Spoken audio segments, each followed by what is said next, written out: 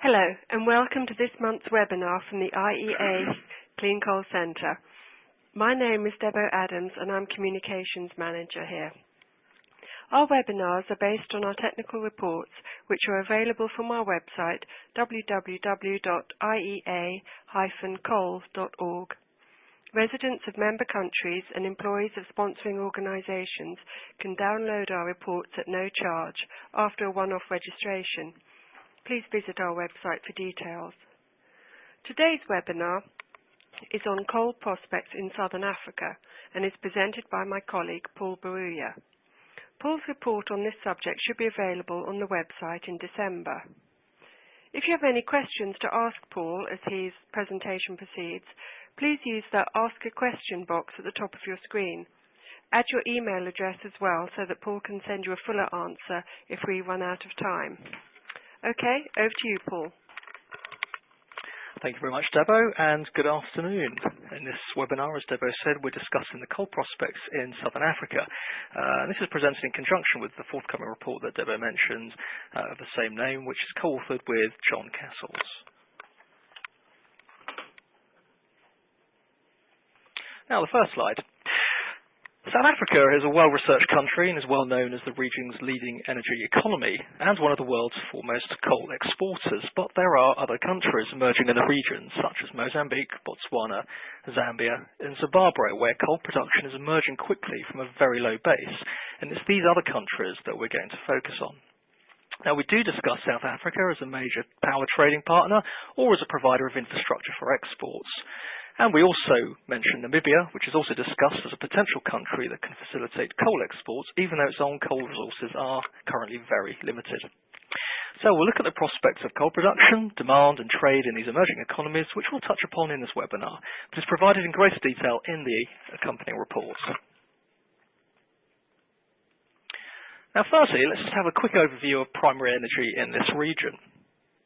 Shown here, it's the kilotons of coal equivalents for primary energy demand for 2011 for each major economic sector: industry, transport, residential, commercial and agricultural sectors. But firstly, what I'd like you to do is to cast your eye to the dominance of biomass usage in the residential sector in all these countries, shown here as a blue column, which clearly stands out. Which accounts for almost all the energy used in some of these countries. The red column indicates oil products in the road transport sector, chiefly the markets in Botswana, while electricity is used across the region and is shown in orange. And it's also used in the various economic sectors. Biomass demand, however, illustrates perfectly how wood fuel and wood-based products form a crucial and important role for tasks such as cooking, heating and lighting, and subsistence is therefore a central plank for the current energy market. Coal does feature in limited quantities in Botswana and Zimbabwe, where industry uses coal for cement manufacture and heat raising in food and agricultural processes such as tobacco. And increasingly we're seeing more coal being used in power generation, as we shall discuss later. Firstly, let's look at the countries as they stand alone and look at Mozambique. The country has a low per capita GDP, but GDP is growing at one of the highest rates in the world, alongside with low inflation. The economy is reliant on commodities, chiefly aluminium, which is a large percentage of the country's exports. To date, there's been little coal demand, but investment activity in recent years has greatly boosted the country's prospects and providing a potentially exciting future. The capital of Mozambique is Maputo, located in the far south of the country, close to where the famous Maputo Export Coal Terminal is located, also known as the Matola Export Coal Terminal, and has long been a serving port for the South African coal export industry. Maputo has a capacity of just 6 million tonnes, but there are expansion plans underway to boost this to more than 25 million tonnes. Looking to the mining sector in Mozambique, the key developments include new coal exploration and mine operations by some of the world's largest mine corporations, not least Vale and Rio Tinto. Other smaller concessions include Talbot Nippon, Jindal Steel and Beacon Hill. BHP is also active in the aluminium sector, and Eni and Statoil of Italy and Norway are also stakeholders in the offshore gas sector, demonstrating a fairly good level of confidence in the Mozambique energy sector, at least until recently. So where is the coal found? Here's a map of Mozambique, and I've circled the main coal regions in yellow, pardon me, and the key rail routes to the ports are red arrows, which I shall discuss in a moment. The main coal fields are located in the northeast of the country, northwest of the country, I should say, in the province of Tete, and here the production potential has been estimated to be as high as 100 million tonnes per year. The country's reserves is roughly 1 gigatons, but is potentially much higher, as further exploration will probably prove fruitful. The quality of the coal found in Mozambique is generally very good, with 70% of the known reserves being of coking quality, which commands a price premium over steam coal in the seaborne markets. These coals are readily mined from fairly thick seams and open cast mines, and so therefore should be very competitive in the world market.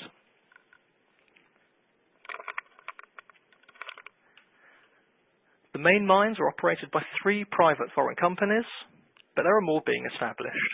Almost all the coal mines have associated investments to build new coal-fired power stations, but the real thrust is the production for the international seaborne traded market. Mozambique is perfectly located for access to the Indian and the Far East and Pacific markets, with a long coastline and numerous port facilities. These port facilities are currently capable of carrying a throughput of 13 million tonnes per year from the main ports Maputo or Matola, Beira and Nacala. All are being or could be upgraded to handle a great deal more coal with better rail, storage and handling facilities. The mines and ports are connected by rail, the shortest of which is the Seno rail link between Tete and the port of Beira. Rail is a third of the cost of transporting coal by truck, at least on a per tonne basis, and the barge prospects have been delivered a blow since barging down the Zambezi River was refused permission by the government, forcing Rio Tinto to seek rail options. In addition, recent activities by armed groups of the opposition parties have also disrupted plans for exports too. Proposals to transport coal to the northern port of Nacala are being mooted, one option of which uses rail routes through Malawi, requiring 2 separate border crossings, which may complicate auditing of coal slightly. Or we could avoid Malawi altogether by using a more lengthy route, and also requires a great deal more rail investment too. Elsewhere, there are also other plans being considered to use the ports of Chind and Mkuzi as well. Currently, all of Mozambique's electricity comes from a fleet of hydro stations, producing roughly 16 to 17 terawatt-hours. Consumption, however, is considerably less, at closer to 12 to 13 terawatt-hours. So therefore, Mozambique is a net exporter of electricity, its main trading partner being South Africa's Eskom, via the South African Power Pool exchange system. As more mines facilities develop, more electricity generating capacity is needed to help drive the mine facilities and associated industries and commerce. Yet only 11% of households have access to electricity, hence the high level of biomass use that we saw in the earlier slides. Consequently, Mozambique's generating capacity has been geared mainly towards supplying heavy industry and the Southern African Power Pool.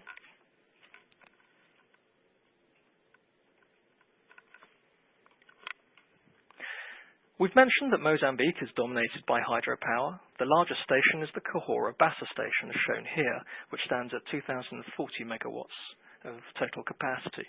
And it supplies the state utility EDM and exports power to Eskom and Zimbabwe's state utility ZESA. Electricity demand growth in Mozambique has been high, matching GDP. New plans to exploit local fuel supplies by building coal-fired capacity could initially add 1,200 megawatts in coming years. This would create a great deal more diversity in the generating market, which is currently dominated by hydro, but also provides Mozambique and indeed the entire southern African region with more of a buffer when hydro plants suffer from low rainfall, which they do periodically.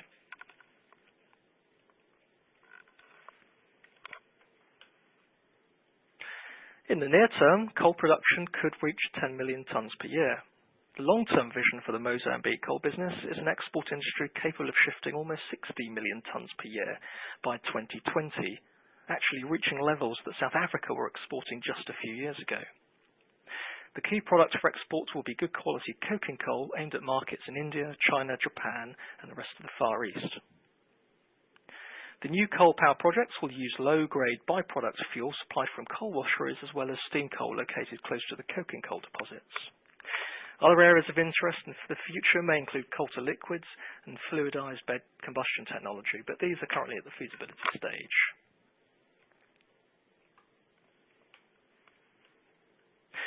Now moving on to Botswana. Botswana is another country with ambitions to boost coal production and coal demand, but it does face some rather challenging issues with regards to exports. The country is landlocked, so cooperation and partnership with its neighbours in export infrastructure projects will be necessary. Botswana is a dry country as it's prone to low annual rainfall, and so the hydroelectric potential is much lower than some of its southern African neighbours. So few options are open to Botswana other than fossil fuels and some renewable energies such as solar.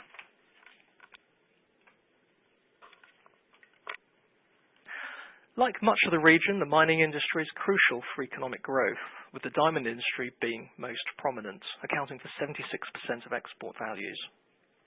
The diamond industry is also the driving force for some of the key coal-associated developments in the country.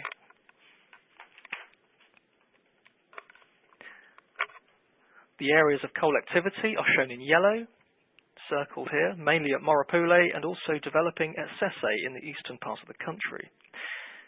Reserves have been identified in several locations across this eastern region of Botswana, but they're all at the moment at the exploration stage and early stages of mine development.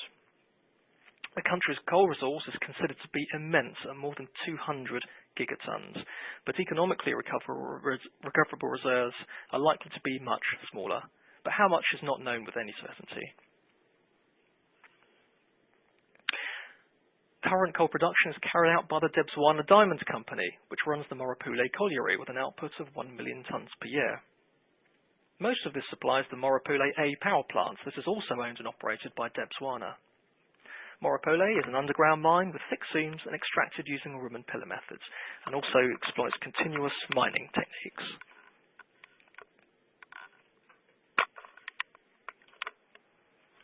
Interestingly, in the past, Morapule A was the country's only coal-fired plant, which served as the bulk of the nation's generating capacity, as we see in this slide shown in blue.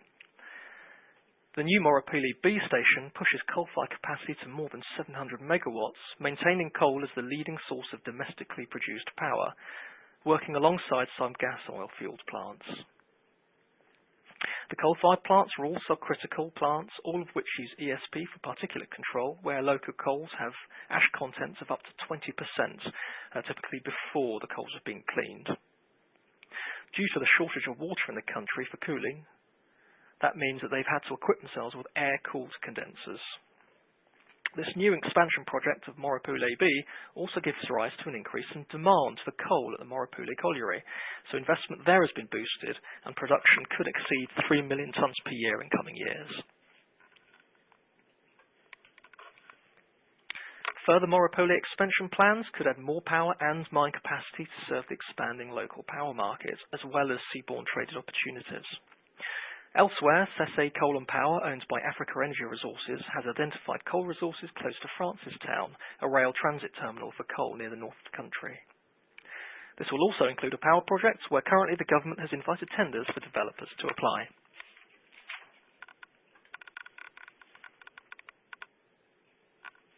Botswana's geography does not lend itself to exports directly without the assistance of its neighbouring countries and partnerships with various infrastructure companies. Its coal reserves are located close to the rail facilities and the Botswana border, but distances to potential export ports are considerable, either via Mozambique or via the proposed route to Namibia.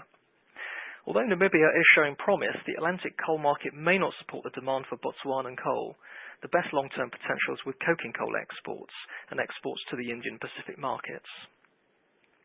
Other options include rail links with South Africa, where the South African Waterberg reserves in the Limpopo province share the same coal fields as the Mamabula coal operations in Botswana. These coal fields could be linked by rail, opening up a variety of local market and export options. Exports via Zimbabwe are also possible. Botswana already exports copper via such rail routes and imports diesel through Zimbabwe, so these issues would not be insurmountable.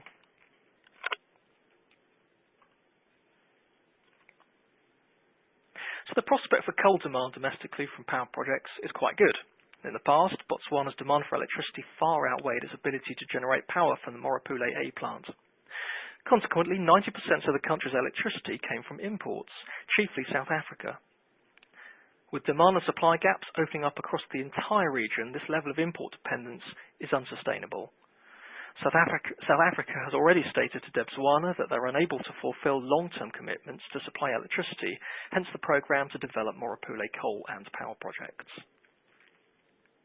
Continuing growth in power demands from the mining, industrial and other sectors means the supply-demand gap will continue to grow.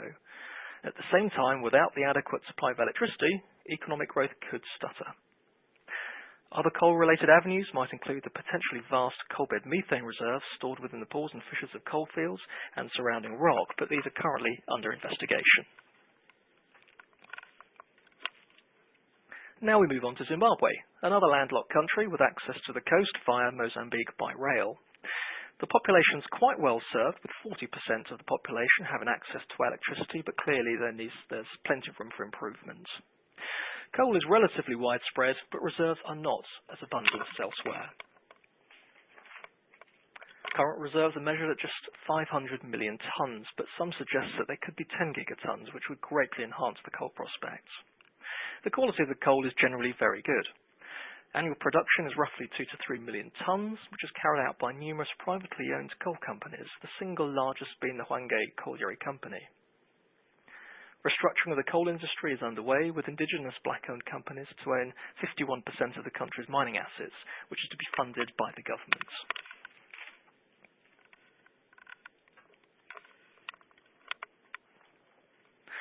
Most of the production comes from the Hwange open-cast colliery, roughly 2 million tonnes per year output, although other producers include Makomo and Sengwe, which each produce just roughly less than 1 million tonnes per year of steam coal. Hwange is a coal mining town and supplies the local power station with a run of mine-quality coal. The power station is absolutely critical to the country as it provides up to 40% of the country's power needs of domestic production. However, the station was built into the 1980s along with 3 other small coal-fired stations, and a lack of maintenance has meant the station operates with relatively low reliability, and as a result, the availability in some parts of the year has been as low as 100 megawatts, a fraction of its full 900 megawatt potential.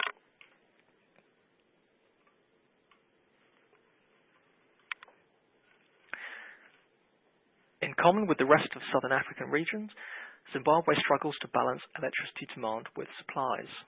As you can see here, it's a graph showing the power generating capacity in Zimbabwe, and coal forms a very large proportion of this, at least of the plans to boost the nation's power generating capabilities along with hydroelectric plants.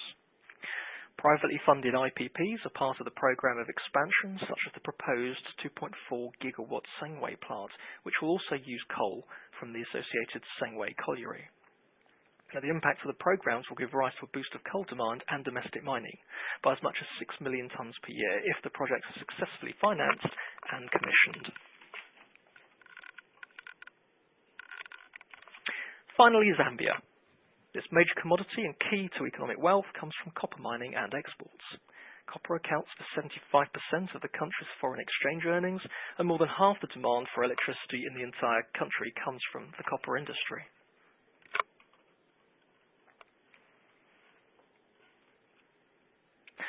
Zambia's domestic coal prospects don't appear particularly good due to the very limited reserve base. Production occurs at just 2 privately owned mines, one of which was owned and operated by a Chinese consortium but has since been taken over by the state, but each produce 1 million tonnes per year. The main market for Zambian coal includes local industries which also buy coal from Zimbabwe in the form of products which are railed in, often derived as byproducts from washery plants in Zimbabwe and in the form of fines.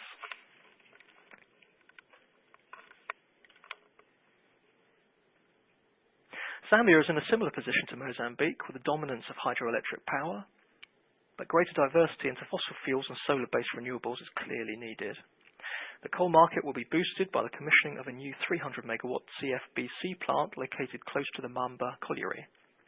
Most of the power will be supplied to the state utility ZESCO and ultimately will no doubt supply the copper industry and local grid needs. The Mamba CFBC will use local low-grade coals, which are high in ash, and products are obtained from the washery and preparation plants from the Mamba Colliery. And finally, To conclude, in the 4 countries, Mozambique, Botswana, Zimbabwe and Zambia, coal prospects are in their varying states of infancy.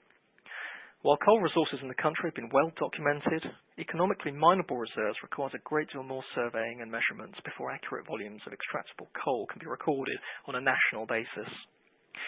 Some coal subregions have been well surveyed, particularly in Mozambique, where foreign corporations have established themselves in the mining sector. Coal production in Mozambique and Botswana have the potential to be important exporters, complementing exports from South Africa. Economic growth and increased interest in coal-fired power is being spearheaded by the metals and mineral industries such as copper, diamonds and aluminium, which themselves command a large proportion of the country's GDP. Coal and coal-fired power is therefore linked directly to the wealth of this region. Some of the early movers into the various coal industries are privately owned and/or foreign companies. The main incentive is the growth in demand for internationally traded coal, and most southern African countries are well positioned to provide coking coal into this market, although for now Mozambique appears to be the best sited to exploit this opportunity. Namibia offers a coal port, perhaps for coking coal to the Atlantic market, but the future for steam coal in this market looks less certain. For this reason, Mozambique could well become an exports hub for southern African nations, while South Africa still has a massive role to play as an energy partner in the Southern African power pool, and also offering rail infrastructure and expertise to countries like Botswana to access Mozambique ports via the Northern Waterberg and Limpopo rail network. Coal mine expansions are almost always associated with coal-fired power projects, as well as these rail infrastructure investments. So therefore, Southern Africa is experiencing a massive boom in the entire coal supply to end-user chain in coming years. Other considerations, such as the wider electrification of the region's people, greater distribution of the mineral wealth amongst local businesses and commerce, and the provision of health, homes and education as a result, must also be part of the overall package. Clearly, this is a region which requires a great deal more ongoing research and will no doubt be revisited in the future. Well, thank you very much for listening. You can provide questions and feedback on this webinar via the website, and the next webinar will be on Wednesday, the 11th of December, by Jing Zhang, who will present her work on the management of coal combustion waste. I shall now return to Debo. Thank you. Thanks very much, Paul, for a really interesting presentation. I'm now going to see what questions have come in and give Paul a moment to answer them. Okay, the first question, Paul, for you is, what about coal in Tanzania? I'm afraid the report didn't cover Tanzania, and that's not an area that I've looked at all. But you raised an interesting question, and I think clearly there's some research that needs to be done in that area. So apologies for that. Another question has come in about another country. Somebody wants to know why South Africa was not discussed in detail. South Africa was actually, we covered a report in the last couple of years by Steve Mills, and that's available freely on our website, which will cover all the issues regarding coal prospects in South Africa and the clean coal prospects. Okay, Paul, and then there's another question. How do you see the future use of coal in Southern Africa? Do you think it will mostly be exported or used domestically? I think the clear drive for investment is exports, and in fact it links to the previous questions why South Africa wasn't discussed. A lot of the investment interest is in Mozambique and some of it's in Botswana, and I think coking coal exports is the key driver for the next sort of near to medium term, and that's driving the rail infrastructure investments. And separately, of course, the minerals and metals industry is driving the need for more coal-fired power. But in the near term, it's going to be exports. But in the longer term, it will be obviously a drift towards coal-fired power in the domestic markets. Thank you. So if the emphasis is on exports for now, then you don't see that the prospects for coal will be changed much by the World Bank and the EBRD now announcing that they're reluctant to invest in new coal-fired power plants. Well, there doesn't seem to be a shortage of funds. So they seem to be getting money from either Chinese banks, and I've even seen the name Rothschild and Sons as one of the financiers for one of the coal-fired power projects. So clearly, the World Bank and did you say the ABD? Or the EBRD hasn't created a major dent, but clearly it will affect some projects. Thank you. Now another question has come in. Paul, do you think that infrastructure will support coal development in Southern Africa in the near term? Yes, most definitely. I think the maps, particularly for Mozambique, showed that due to the location, it needs to get the coal to its nearest ports, and that does require a boost in rail infrastructure. In fact, I think worldwide, most commentators on the world international traded markets would say that inland rail infrastructure is probably the number one concern to get coal from out of the ground to the markets. Thank you. Okay, that seems to be the end of the questions for now. So I'd like to thank Paul very much for a really interesting presentation. And hang on, there's one more coming. Sorry, Paul.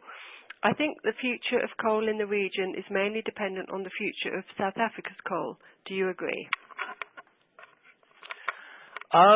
Yes and no. I think it depends on whether the other Southern Africa, Mozambique and Botswana, they complement South Africa's coal exports or not.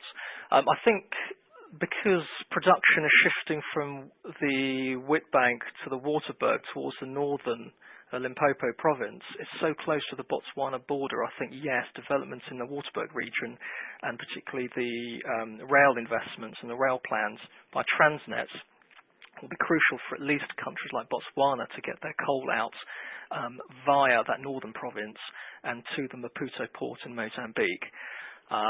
I think the South African coal ambitions, to reach something like 92 million tonnes in the next few years, and all the black empowerment mines looking to get a piece of the pie will definitely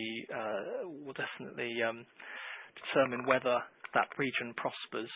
Whether it's in competition with Mozambique and Botswana, I'm afraid it's too early to tell at the moment. Great, there's been an interesting discussion.